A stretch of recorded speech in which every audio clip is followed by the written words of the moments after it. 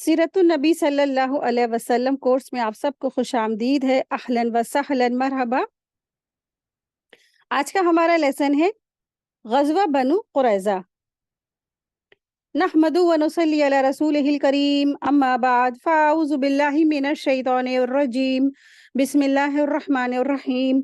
Rabbi इश्रह ली सदरी व यस्सिर ली अमरी वहलुल उक़दतम मिन लिसानी यफ़क़हू क़ौली। अल्लाहुम्मा सल्लि अला मुहम्मदिन व अला आलि मुहम्मद कमा सल्लैत अला इब्राहीम व अला आलि इब्राहीम इन्नका हमीदुम मजीद। अल्लाहुम्मा बारिक अला मुहम्मदिन व अला आलि मुहम्मद कमा बारकत अला इब्राहीम व अला आलि इब्राहीम इन्नका हमीदुम मजीद।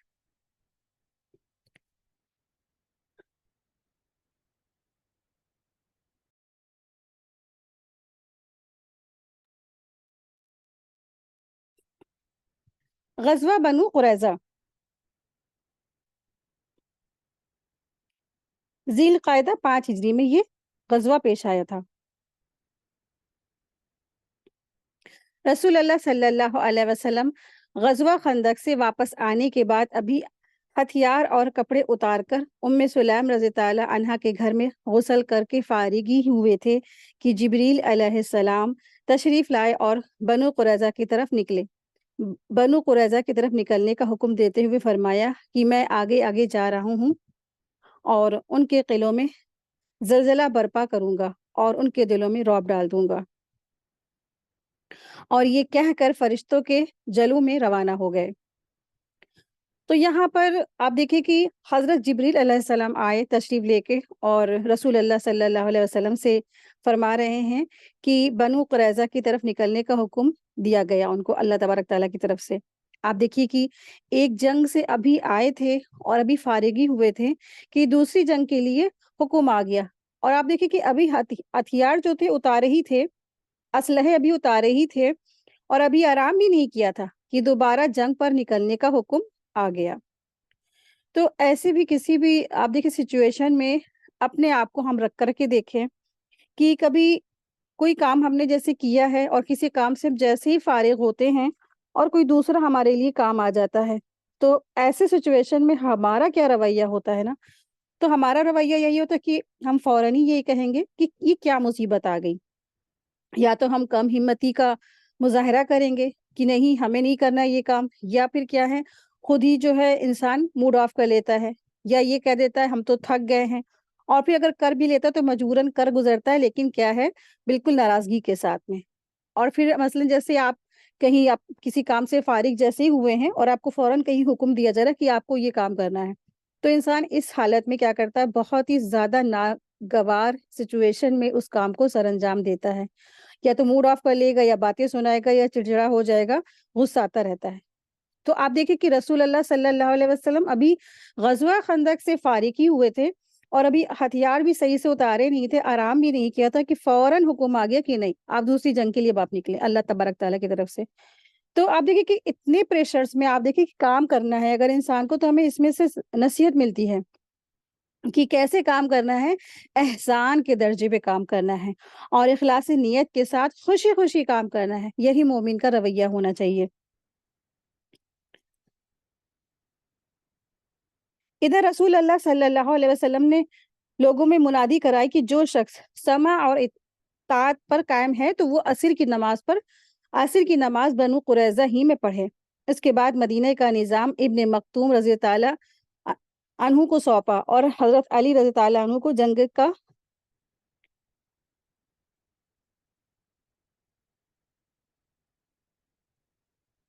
हज़रत अली रज़ी ताला अन्हु को जंग का पहरा देकर एक जमात के साथ आगे रवाना फरमा दिया।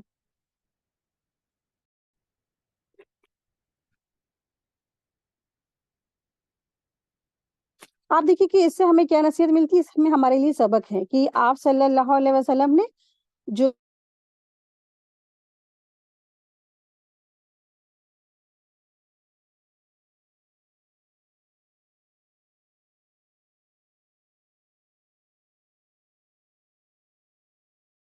आपके ऊपर अगर कोई भी ज़िम्मेदारी है, तो उस ज़िम्मेदारी को किसी दूसरे ذمہ دار شخص پہ اس ذمہ داری کو سونپ دینا چاہیے، سپرد کر دینا چاہیے۔ آپ دیکھیں کہ مکتوم کیا تھے؟ نابینا تھے، اور لیکن کیا ہے، اللہ کے رسول صلی اللہ علیہ وسلم جب بھی کبھی جنگ میں جاتے تھے تو ان کو اس جو ہے ذمہ داری کو ان کو سپرد کر کے جاتے تھے۔ بنو قریظہ نے انہیں دیکھا تو رسول اللہ صلی اللہ علیہ وسلم پر گالیوں کی بوچھاڑ کر دی اور حرزہ کی رسائی کی۔ ادھر اعلان سن کر مسلمان بھی جھٹپٹ تیار ہو گئے اور نکل پڑے۔ بعض لوگ ابھی راستے ہی میں تھے کہ عصر کا وقت ہو گیا، چنانچہ کچھ لوگوں نے وہیں نماز پڑھ لی اور کچھ لوگوں نے بنو قریظہ پہنچنے تک مؤخر کی۔ رسول اللہ صلی اللہ علیہ وسلم بھی مہاجرین انصار کے جلوں میں نکلے اور بنو قریظہ کے انا نامی ایک کنویں پر پڑاؤ ڈالا۔ اللہ تعالیٰ نے بنو قریظہ کے دلوں میں رعب ڈال دیا اور وہ اپنی گھڑیوں میں قلعے بند ہو گئے۔ یعنی دیکھیں کہ جبریل امین نکلے تھے نا، اور انہوں نے کہا تھا کہ میں جا رہا ہوں اور اللہ تبارک تعالیٰ کا حکم آ گیا ہے اور میں آگے آگے جا رہا ہوں اور قلعوں میں زلزلہ برپا کروں گا اور ان کے دلوں میں رعب ڈالوں گا۔ تو جو یہ رعب ڈالنے کا جو کام کس نے کیا تھا؟ یہ کام جبریل علیہ السلام نے کیا تھا۔ انہیں لڑائی کی جرات نہ ہوئی، مسلمانوں نے سختی سے محاصرہ جاری رکھا۔ یہودیوں نے جب دیکھا کہ محاصرہ طول پکڑ رہا ہے تو چاہا کہ اپنے بعض مسلمان حلیفوں سے مشورہ کریں، چنانچہ انہوں نے رسول اللہ صلی اللہ علیہ وسلم سے درخواست کی کہ وہ ابو لبابہ کو بھیج دیں تاکہ ان سے مشورہ کر لیا جائے۔ آپ صلی اللہ علیہ وسلم ابو لبابہ رضی تعالیٰ عنہ کو بھیج دیا اور انہیں دیکھ کر مرد حضرات ان کی طرف دوڑ پڑے۔ عورتیں اور بچوں کے سامنے دہاڑے مار مار کر رونے لگی۔ اس کیفیت کو دیکھ کر حضرت ابو لبابہ رضی تعالیٰ عنہ پر رقت طاری ہو گئی۔ یہود نے کہا کہ کیا آپ مناسب سمجھتے ہیں کہ ہم محمد صلی اللہ علیہ وسلم کے فیصلے پر ہتھیار ڈال دیں؟ تو انہوں نے کہا ہاں۔ تو یہاں پر جو لفظ آیا ہے کہ جب دیکھا کہ محاصرہ طول پکڑ رہا ہے، تو تم محاصرہ جو ہے اس کے معنی کیا ہوتے ہیں؟ محاصرہ کیا ہوتا ہے؟ تو محاصرہ دراصل ایک طرح سے اس میں یہ ہوتا ہے کہ پہرا دیا جاتا ہے کہ دشمن باہر نہ نکلے اور حملہ نہ ہو، اور پھر اس کی نقل اور حرکت پر نظر رکھی جائے۔ اور جو یہ پہرا دیتے ہیں وہ بہت زیادہ بھاری بھرکم یونیفارم، ان کی جو جنگی لباس ہوتے ہیں وہ پہنے رہتے ہیں، پھر اسلحہ لیے رہتے ہیں۔ اور دیکھیں کہ جنگ کا تو بھی وقت ہے کہ ایک وقت تک کی وہ رک جائے گی، ختم ہو جائے گی، لیکن محاصرہ جو ہوتا ہے وہ کافی لمبے وقت تک کی رہتا ہے، 6 دن 7 دن 8 دن ایسے۔ تو یہ محاصرہ جو انہوں نے کیا تھا اس طریقے سے، تو آپ دیکھیں کہ ایک کافی مشکل کام تھا، لیکن صحابہ خوش دلی کے ساتھ کر رہے ہیں، کیونکہ نا اجر اور بہت بڑا ہوتا ہے نا، کیونکہ جس شخص کی نظر اجر پر ہوتی ہے نا تو اس شخص کے لیے باقی ساری چیزیں غیر اہم ہو جاتی ہیں۔ رسول اللہ صلی اللہ علیہ وسلم نے ارشاد فرمایا، اللہ تعالیٰ کی راہ میں ایک دن کی پہرےداری دنیا اور جو کچھ دنیا میں ہے اس سب سے بہتر ہے۔ تو یعنی کہ دین کے خاطر پہرا دینا، تو اسی لیے آپ دیکھیں کہ ان کے لیے کیا ہے، اجر عظیم کا وعدہ ہے۔ تو ابو لبابہ کا اس میں رویہ بتایا جا رہا ہے کہ ابو لبابہ نے کیا کیا تھا۔ انہوں نے جو ہے جب ان کی حالت دیکھی یہودیوں کی اور عورتیں دہاڑے مار مار کے رو رہی ہیں، تو انہوں نے کہا، اور ساتھ ہی اور انہوں نے جو ابو لبابہ نے کہا کہ ہاں، اور ساتھ ہی ہاتھ سے حلق کی طرف اشارہ کر دیا۔ بس ان کی یہ چھوٹی سی غلطی تھی، ٹھیک ہے، کہ اور ساتھ میں ہی انہوں نے کیا کہ حلق کی طرف اشارہ کر دیا، مطلب یہ تھا کہ تم کی جو ہے ذبح کر دیے جاؤ گے، لیکن انہوں نے فوراً احساس ہو گیا، اور جو جیسے ہی ان کو احساس ہوا کہ اشارہ کر کے انہوں نے اللہ اس کے رسول کے ساتھ خیانت کی ہے، چنانچہ وہ سیدھے مسجد نبوی میں پہنچے اور اپنے آپ کو اس کے ایک یعنی کہ مسجد نبوی کے ایک ستون سے اپنے آپ کو باندھ لیا اور قسم کھائی کہ اب انہیں رسول اللہ صلی اللہ علیہ وسلم ہی اپنے ہاتھ مبارک سے کھولیں گے۔ جب رسول اللہ صلی اللہ علیہ وسلم کو اس کی اطلاع ملی تو آپ صلی اللہ علیہ وسلم نے ارشاد فرمایا، اگر وہ میرے پاس آ گئے ہوتے تو میں ان کے لیے دعائیں مغفرت کر دیتا، لیکن جب وہی کام کر کر بیٹھے گئے ہیں تو اب ہم بھی انہیں چھوڑے رکھیں گے یہاں تک کہ اللہ تعالیٰ ہی کے ان کے بارے میں فیصلہ فرما دے۔ ادھر طوالت محاصرہ کے ساتھ ہی بنو قریظہ کے حوصلے ٹوٹ گئے، چنانچہ 25 دن تک اور 25 روز کے بعد انہوں نے اپنے آپ کو رسول اللہ صلی اللہ علیہ وسلم کے حوالے کر دیا، ٹھیک ہے۔ تو 25 دنوں تک کی ان کا محاصرہ کیا گیا، نہ اندر جا سکتا تھا کوئی نہ باہر آ سکتا تھا۔ اب کیا ہے، اب ظاہر سی بات ہے کہ پریشانیاں ہوئی، دقتیں ہوئی، تو پھر کیا کیا انہوں نے سرنڈر کر دیا، اور آپ جو فیصلہ مناسب سمجھے کریں۔ آپ صلی اللہ علیہ وسلم نے مردوں کو باندھ لیا اور عورتوں کو، بچوں کو علیحدہ کر لیا۔ قبیلہ اوس کے لوگ عرض پردازی ہوئے کہ ہمارے ان خلفاء پر احسان فرمائیے، جس طرح خزرج کے خلفاء بنو قینقاع پر احسان فرمایا گیا۔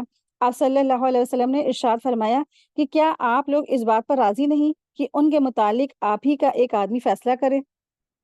تو انہوں نے کہا کیوں نہیں؟ تو آپ صلی اللہ علیہ وسلم نے فرمایا تو یہ معاملہ سعد بن معاذ کے حوالے ہے، یعنی سعد بن معاذ اوس کے سردار میں سے تھے۔ اوس کے لوگوں نے کہا کہ ہم اس پر راضی ہیں۔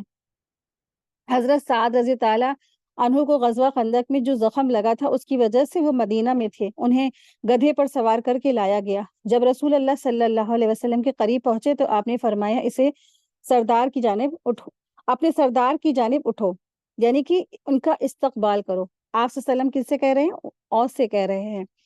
تو دیکھیں اس سے بڑا مسئلہ سمجھ میں آتا ہے، مسئلے کا حل ملتا ہے کہ جو سردار یا بڑے ہو یا کوئی گھر کا بڑا آ گیا تو وہ نا یہ تمنا نہ رکھے کہ لوگ اس کے آنے پر کھڑے ہوں، لیکن لوگوں کو کرنا کیا چاہیے؟ جب بھی کوئی بڑا آ رہا ہے، مثلاً مہمان آ رہے ہیں یا والدین آ رہے ہیں یا کوئی بڑا آ رہا ہے یا کوئی سردار آ رہا ہے، تو اٹھ کر اس کے استقبال میں آگے آئیں اور اس سے ملاقات کریں۔ چنانچہ لوگ اٹھ کر ان کے استقبال کو گئے اور انہیں دونوں طرف سے گھیر لیا، کہنے لگے سعد اپنے خلیفوں کے بارے میں حسن سلوک کیجیے۔ حضرت سعد خاموش تھے، کچھ جواب نہیں دے رہے تھے۔ جب لوگوں نے گزارش کی بھرمار کر دی تو بولے اب وقت آ گیا ہے کہ سعد کو اللہ کے بارے میں کسی ملامت کی پرواہ نہیں ہے۔ یہ سن کر بعض لوگ وہیں سے مدینہ پلٹ آئے اور قیدیوں کی موت کا اعلان کر دیا۔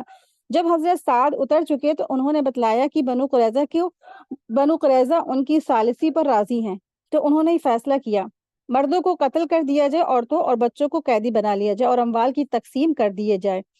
تو دراصل یہ فیصلہ جو تھا تورات کے مطابق تھا۔ رسول اللہ صلی اللہ علیہ وسلم نے ارشاد فرمایا کہ تم نے ان کے بارے میں وہی فیصلہ کیا ہے جو 7 آسمان کے اوپر سے اللہ تبارک تعالیٰ کا فیصلہ ہے۔ یہ فیصلہ یہودی شریعت کے مطابق بھی تھا، بلکہ ان کی شریعت کے فیصلے کے مقابلے میں زیادہ رحم اور نرمی پر مبنی تھا۔ حضرت سعد بن معاذ رضی تعالیٰ عنہ کے اس فیصلے کے بعد بنو قریظہ کو مدینہ لایا گیا اور بنو نجار کی ایک عورت جو حارثہ کی صاحبزادی تھی اس کے گھر میں قید کر دیا گیا اور مدینہ کے بازار میں خندقیں کھودی گئیں۔ پھر انہیں ایک ایک گروہ کر کے لے جایا گیا اور ان خندقوں میں ان کی گردنیں مار دی گئیں، یعنی کہ قتل کر دیا گیا ان کو، اور ان کی تعداد 400 اور کہا جاتا ہے کہ 600 اور 700 کے درمیان تھی۔ انہی کے ساتھ بنو نذیر کا سردار ہوئی بن اخطب بھی مارا گیا۔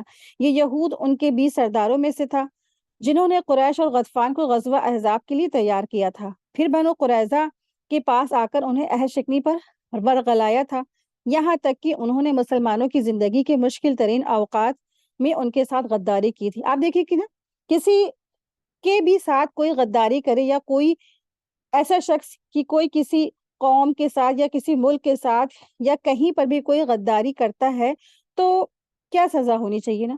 تو جو سزا ہونی چاہیے وہی یہاں بتلائی گئی کہ یہی سزا ہوتی ہے۔ اور غداری کرتے وقت ہوئی سے یہ شرط لگائی گئی تھی کہ یہ بھی ان کے ساتھ رہے گا اور جو حشر ان کا ہوگا وہی اس کا بھی ہوگا۔ چنانچہ محاصرہ اور ہتھیار ڈالنے کے دوران یہ بھی ان کے ساتھ قتل کر دیا گیا۔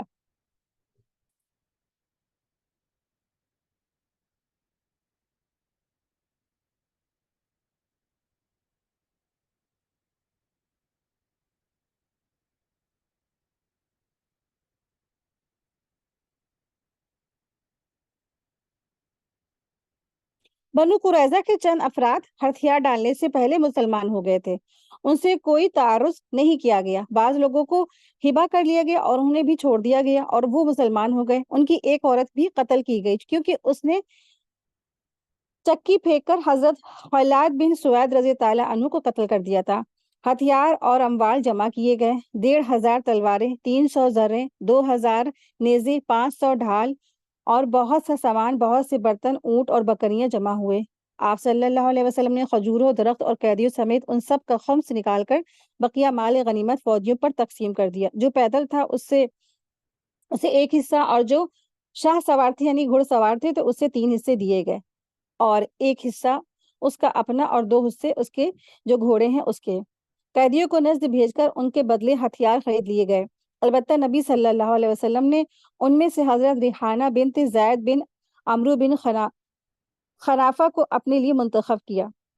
پھر کہا جاتا ہے کہ انہیں اپنی ملکیت میں رکھا، اور کہا جاتا ہے کہ انہیں آزاد کر کے شادی کر لی۔ ہجرت الوداع کے بعد ان کا انتقال ہو گیا۔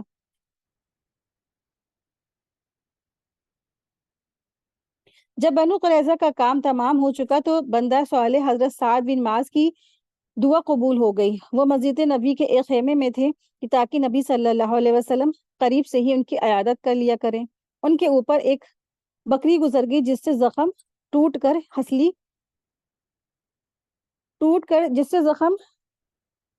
ہنسلی لبے کے پاس سے با پڑا، اور اس قدر خون نکلا کہ ان کی وفات واقع ہو گئی۔ ان کا جنازہ مسلمانوں کے ساتھ فرشتوں نے بھی اٹھایا، اور ان کی موت پر رحمان کا عرش لرز اٹھا۔ ادھر ابو لبابہ رضی تعالیٰ عنہ پر 6 راتیں گزر چکی تھی۔ نماز کے لیے ان کی جو بیوی انہیں کھول دیتی تھی، اس کے بعد وہ پلٹ کر پھر اپنے آپ کو ستون سے باندھ لیتے تھے۔ اس کے بعد حضرت ام سلمہ کے مکان میں ان کی توبہ قبول ہوئی۔ حضرت ام سلمہ نے انہیں بشارت دی تو لوگ انہیں کھولنے کے لیے دوڑ پڑے، مگر انہوں نے انکار کر دیا کہ رسول اللہ صلی اللہ علیہ وسلم کے علاوہ انہیں کوئی اور نہیں کھولے گا۔ چنانچہ نبی صلی اللہ علیہ وسلم نماز فجر کے لیے نکلے تو انہیں کھول دیا گیا۔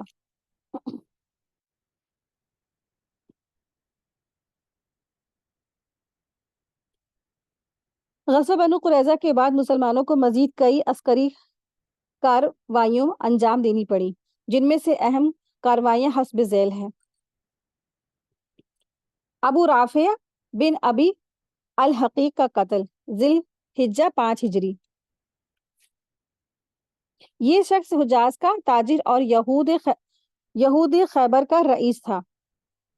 تو آپ دیکھیں کہ جو یہ جنگ کا معاملہ پیش آیا تو اس سے کیا پتہ چلتا ہے کہ ذی الحجہ کیا ہے، حرام مہینوں میں ہے، اور اس میں آپ دیکھیں جنگ وغیرہ منع ہے، لیکن قرآن کے حکم کے مطابق اگر دشمن حرام مہینوں میں آ کر تم سے لڑے تو تم پھر کیا ہے، تمہیں اپنی دفاع میں اس کا جواب دینا ہے، ٹھیک ہے۔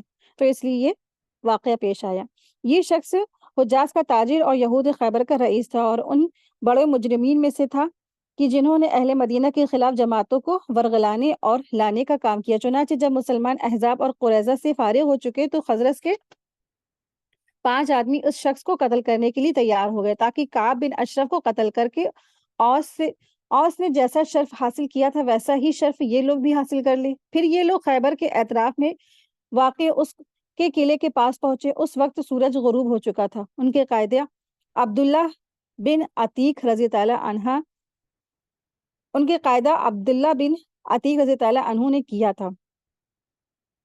انہوں نے کہا کہ تم لوگ یہیں ٹھہر جاؤ، میں جاتا ہوں اور دروازے کے پہرے دار کے ساتھ کوئی لطیف حلیہ اختیار کروں گا، ممکن ہے کہ اندر داخل ہو جاؤں۔ اس کے بعد وہ تشریف لے گئے اور دروازے کے قریب جا کر سر پر کپڑا ڈال کر یوں بیٹھ گئے کہ یوں قضائے حاجت کر رہے ہیں۔ پہرے داروں نے انہیں زور سے پکار کر کہا، اور آؤ اللہ کے بندے، اگر اندر آنا چاہتے ہو اور آ جاؤ، ورنہ میں دروازہ بند کرنے جا رہا ہوں۔ عبداللہ بن عتیق رضی تعالیٰ عنہ اندر داخل ہو گئے اور چھپ گئے۔ جب لوگ سو گئے تو انہوں نے کنجیاں لی اور دروازے کھول دیے تاکہ با وقت ضرورت بھاگنے میں آسانی ہو۔ اس کے بعد انہوں نے ابو رافع کے حجرے کا رخ کیا۔ ادھر جاتے ہوئے جو دروازے کھولتے تو اسے اندر سے بند کر لیتے، تاکہ لوگوں کو اگر ان کا پتہ لگ بھی جائے تو لوگوں کے پہنچنے سے پہلے وہ ابو رافع کو قتل کر لیں۔ جب اس کے حجرے میں پہنچے تو وہ اپنے بال بچوں کے درمیان تاریکیوں میں سو رہا تھا، اور پتہ نہیں چل رہا تھا کہ وہ کہاں ہے، لہٰذا انہوں نے آواز دی، ابو رافع؟ تو اس نے کہا کون؟ تو انہوں نے آواز کا رخ کیا اور تلوار کی ایک ضرب لگائی، لیکن چونکہ ہڑبڑائے ہوئے تھے تو اس لیے کاری ضرب نہ لگی، یعنی کہ کاری ضرب سے مراد زوردار جو ضرب ہوتی ہے، زور سے تلوار ماری کہ ایک ہی بار میں کام تمام۔ تو اس طریقے سے اس کو جو وار ہے نہ لگا، اور اس نے زور کی چیخ ماری۔ وہ جھٹ باہر نکل گئے اور آواز بدل کر آئے اور گویا مدد کرنے گویا مدد کرنے آئے ہو۔ کہا کہ ابو رافع یہ کیسی آواز تھی؟ تو اس نے کہا تیری ماں برباد ہو، ایک آدمی نے ابھی مجھے اس کمرے میں تلوار مار دی۔ اب انہوں نے دوبارہ اس کا رخ کیا اور تلوار کی ایسی زوردار ضرب لگائی کہ وہ خون میں لت پت ہو گیا، لیکن اب بھی قتل نہ ہو سکا، اس لیے انہوں نے اس کے پیٹ پر تلوار رکھ کر دبا دی اور پیٹ تک کی جا گزری۔ اس کے بعد انہوں نے ایک ایک دروازہ کھولا اور باہر نکلے، اور چاندنی رات تھی اور ان کی نگاہ کمزور، اور انہوں نے سمجھا کہ زمین تک پہنچ چکے ہیں، اور پاؤں بڑھایا تو سیڑھیوں سے نیچے آ رہے تھے اور پاؤں میں چوٹ آ گئی۔ ٹھیک ہے، وہ آنکھیں کمزور تھی، وہ سمجھے کہ کیا ہے کہ زینے پہ مطلب کہ اوٹ پہ پیر رکھ رہے ہیں، اوٹے پہ، لیکن یہ نگاہ کی کمزوری کی وجہ سے وہ تھوڑا سا چوک گئے اور ان کی چوٹ آ گئی۔ انہوں نے پگڑی سے پاؤں باندھ لیے اور دروازے کے پاس چھپ رہے۔ جب مرغ نے آواز دی تو ایک آدمی نے قلعے کی دیواروں پر کھڑے ہو کر اعلان کیا کہ میں اہل حجاز کے تاجر ابو رافع کی موت کا اطلاع دیتا ہوں۔ عبداللہ بن عتیق نے جان لیا کہ وہ مر چکا ہے، لہٰذا اپنے ساتھیوں کے پاس آ گئے اور سب نے مدینہ کی راہ لی۔ رسول اللہ صلی اللہ علیہ وسلم کے پاس پہنچ کر واقعہ بیان کیا۔ آپ نے ان کے پاؤں پر دست مبارک پھیرا اور انہیں ایسا لگا کہ گویا کبھی کوئی تکلیف ہوئی ہی نہیں تھی۔ سبحان اللہ، یہ رسول اللہ صلی اللہ علیہ وسلم کے معجزے تھے۔ آپ دیکھیں کہ جو ان کا واقعہ ہے اس میں بھی ہمارے لیے سبق ملتی ہے کہ ہمیں بھی کیا کرنا ہے، اپنے انسان جب بھی کوئی مقصد ہوتا ہے تو اس کے لیے انسان کو پوری تیاریاں کرنی چاہیے، پوری معلومات کرنی چاہیے، اور پھر جب مقصد کو پورا کرنے کے لیے انسان کو اپنی جان بھی جو ہتھیلی پہ لے کر چلنا پڑے تو اس میں پھر پیچھے نہیں ہٹنا چاہیے۔ کہ آپ دیکھیں کہ انہوں نے جو پلاننگ کی، جو عتیق تھے انہوں نے پہلے پوری پلاننگ کی اور پھر معلومات کی، اور پھر اس کے بعد جان ہتھیلی پہ رکھ کر طریقے کے ساتھ میشن مکمل کیا، اور صرف اللہ کی خالص رضا کی خاطر۔ تو لیکن ہم دیکھیں ہم سب کچھ کر لیتے ہیں لیکن مقصد پورا نہیں ہوتا ہمارا، اور نظر اور جو ہے ہماری جو ہے مقصد پورا کیوں نہیں ہو پاتا؟ کیونکہ ہمارا کیا ہے، جو ہمارا ٹاسک ہے، جیسے کسی چیز کا ہمارا مقصد ہے تو اس سے پہلے ہی کافی کی جو چیزیں ہیں وہ مشکلات ہمیں بڑی لگنے لگتی ہیں۔ آپ دیکھیں کہ ان کا جو تھا، آپ دیکھیں نظر بھی کمزور تھی، نظر بھی صحیح سے کام نہیں کر رہی تھی، تب بھی انہوں نے اپنے اس مقصد کو پورا کیا۔ تو اس سے پتہ چلتا ہے کہ انسان کا جو مقصد ہوتا ہے بیچ میں مشکلات آتی ہیں، کچھ نہ کچھ کمزوریاں ہوتی ہیں، لیکن وہ جو کمزوریاں ہوتی ہیں وہ اتنی خاص امپورٹنٹ نہیں ہوتی ہیں جتنی جو امپورٹنس اس کی جو مقصد تک پہنچ جانا، مشن کو کمپلیٹ کرنا ہوتا ہے۔ تو ہمیشہ اپنی جو نظر ہے، جو مقصد ہے اس کے اوپر اپنی رکھیں، اور بیچ میں جو مشکلات آئے تو اس کو پھر کیا ہے، اس کو نظر انداز کریں۔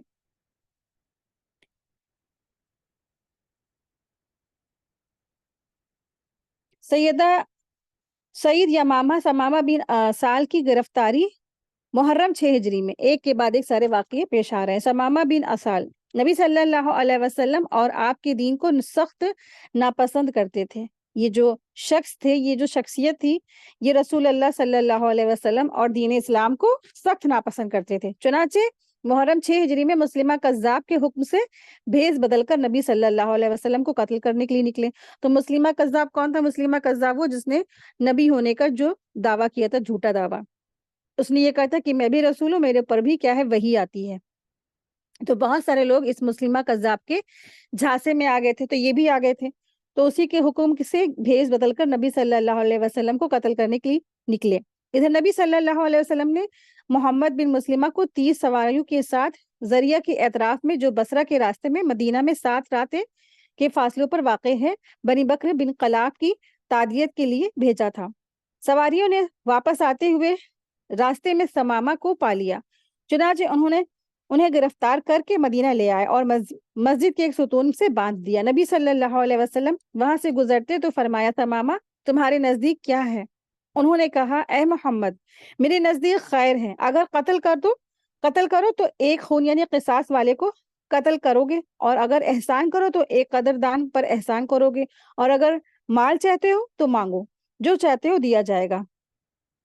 اس کے بعد آپ صلی اللہ علیہ وسلم نے انہیں اسی حال میں چھوڑ دیا، یعنی کہ انہیں سوچ وچار یا چیزوں کو غور و فکر کرنے کا ان کو موقع مل جائے۔ دوسرے دن بھی پھر اسی طرح گزرا، اور پھر یہی گفتگو ہوئی، اور پھر تیسرا دن بھی یہی سوال جواب ہوا، اور اس کے بعد آپ صلی اللہ علیہ وسلم نے فرمایا، ثمامہ کو چھوڑ دو۔ آپ دیکھیں کہ 3 دن تک کی مسجد کے یعنی کہ مسجد نبوی کے اندر رہے، پورے دن کا ان کا جو طریقہ تھا، اذانیں ہو رہی ہیں، تلاوت ہو رہی ہے، قرات ہو رہی ہے، حدیث ہو رہی ہے، اہل صفہ کی آوازیں جو علم حاصل کر رہے ہیں، اور کیا ہے کتنا زبردست وہاں پہ جو کام ہو رہا ہے کہ ایسا ماحول ان کو ملا۔ آپ دیکھیے جب کبھی بھی آپ کا مسجد نبوی میں جانا ہو، انشاءاللہ کتنا سکون ملتا ہے انسان کو، اتنا سکون ہوتا ہے کہ واقعی میں وہاں اس کو نیند بہت زیادہ آنے لگتی ہے۔ جیسے اللہ نے قدرتی وہاں پہ سکون رکھ دیا مدینے کے اندر، اور مسجد نبوی کا جو ماحول ہوتا ہے بہت زیادہ سکون والا ہوتا ہے۔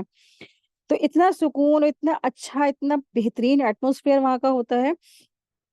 اذانوں کی جو ہے آوازیں، اور پھر تلاوت کی آوازیں، اور پھر حدیثوں کی آوازیں، صدائیں، اور پھر رسول اللہ صلی اللہ علیہ وسلم سب کو سکھا پڑھا رہے ہیں نا۔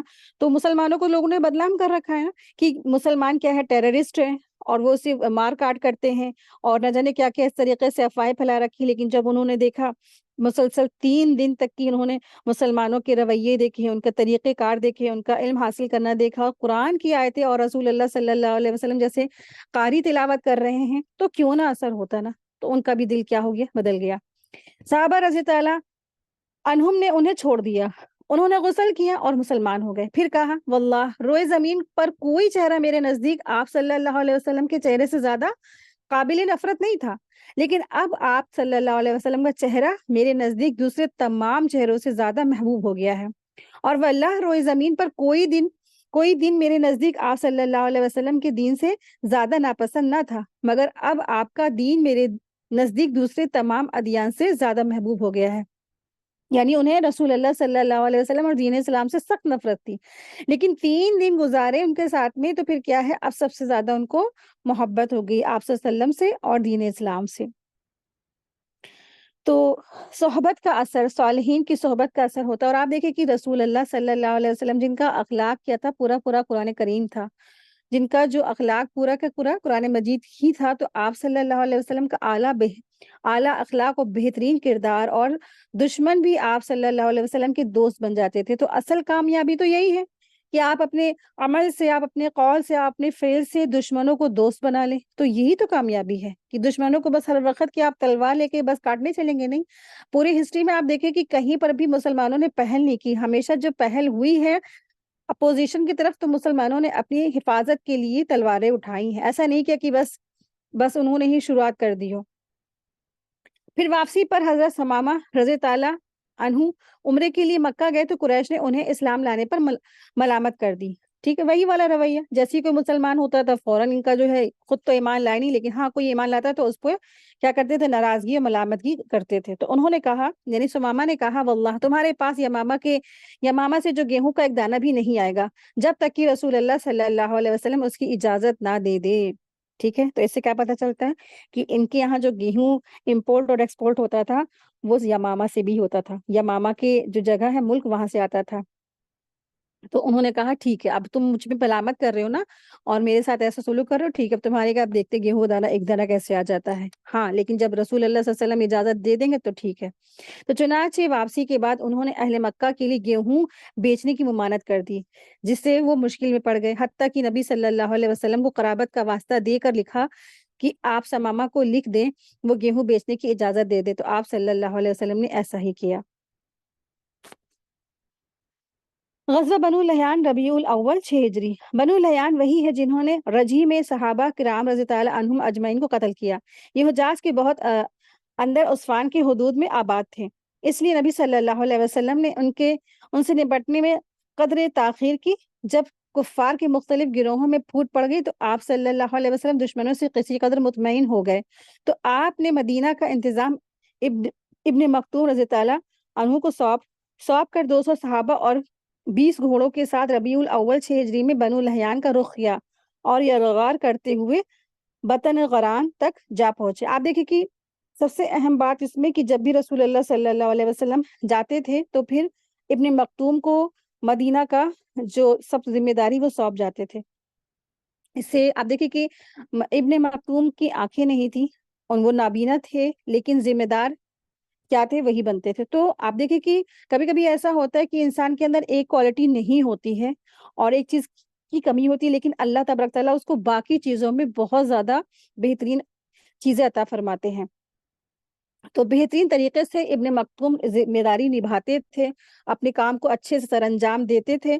تو اللہ تبارک تعالیٰ نے اگر ان کی آنکھیں نہیں دی تو کیا ہوا، لیکن باقی چیزیں، باقی کوالٹیز ان کے اندر تھی اور بہت اچھے سے وہ ذمہ داری کو اٹھاتے تھے.